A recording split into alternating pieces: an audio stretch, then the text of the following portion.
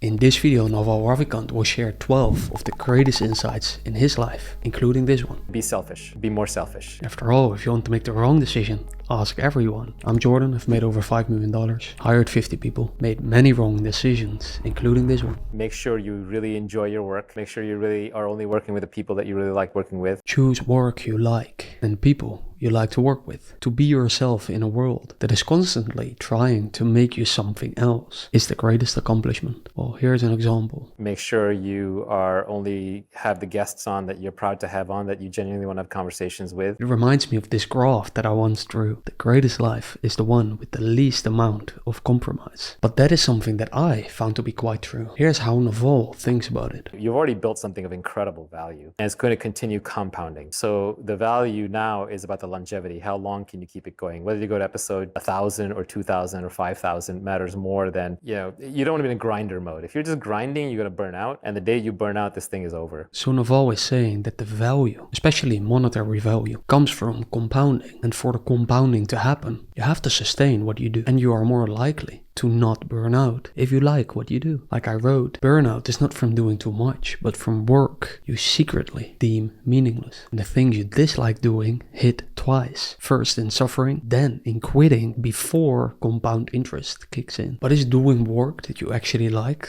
really the highest calling in life? That is the highest calling, creating something for yourself because you want it to exist. Now, nobody's perfect. We're not all going to get there. And there's always going to be external motivations. But the more internally motivated you can be, the more the thing itself is the reward, the better the work you will do, and the more fulfilling it is. So that's kind of what I aim for. But maybe that's just my excuse for being useless these days. So create for yourself, follow your own curiosity, and start enjoying that ice cream called life before it melts down. Because the more internally motivated you can be, the more the activity is the reward, instead of the outcome from doing the thing. And the better you do the thing. Which brings me to the fifth insight. Isn't the greatest life the one that is spent with the least amount of internal chatter? In a flow state, your mind isn't obsessing with itself. You're not thinking about yourself. You're focused on the thing. You're focused on the activity. It's a meditative state. It's a state where, like, for example, if you're drawing or painting, then you are the brush, you are the paint. You're only thinking about that. And there is no internal chatter. You're not saying, oh man, I can't wait for dinner, or I can't believe my wife said this to me. That's all gone. And you're also operating at the edge of your capability. So it's interesting enough that you are being stressed, you're being strained, you're operating at the edge, but it's not so far forward that you are being confused or you're like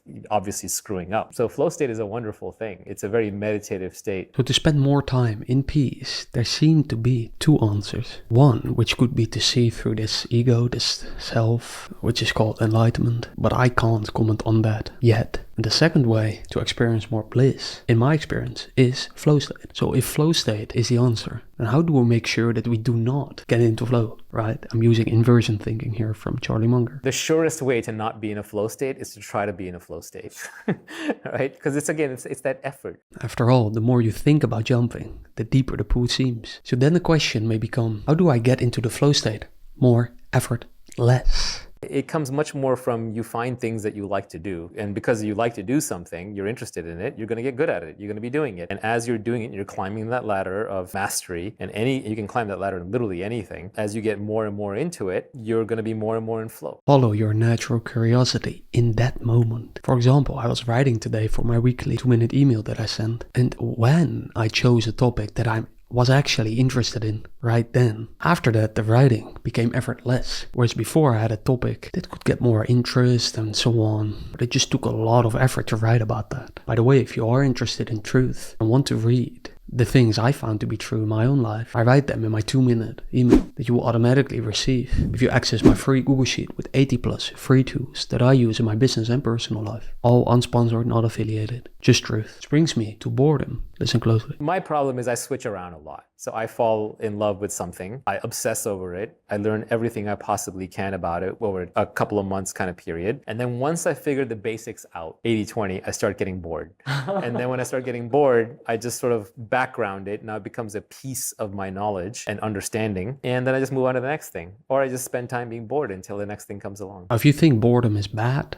or you are afraid to be bored, then think about it. There may be something beyond this boredom that you are actually afraid to face. Most people seem to have the desire to escape from boredom. And we can't help it. We're desiring creatures. You wouldn't even be here on this earth if you weren't a desiring creature, right? You just lie there in the dirt and let worms eat you. So you are a desiring creature, but you just have to be careful with your desires. So be careful with what you desire. A rule of thumb that I found to be true is that the more desires I have, the less I experience peace. Even the desire to be at peace could be too much. Well, here's what Naval thinks about the point of desires. I like games. I think we all like games. We all play games. We play the social game. We play the video games. We play the money games. We play the fitness game. We play the fame game. We play the love game. We play the happiness game. We all play games. And I've played a lot of games my whole life of every kind. And I've won a lot of games. And the reason to win the game is so you can be done with it. So you can see through it. If you just keep playing the same game over and over and over, grinding, trying to go higher and higher and higher, maybe that works for somebody. It doesn't work for me. So I like to either see through games or I like to be done with them. See through the games or be done with them. But then what if you've seen through all of them? The money game, the status game, the fame game, and even the ego. You become enlightened. And how will you spend the rest of your life? The feeling of being in love is greater than the feeling of being loved, is my point, okay?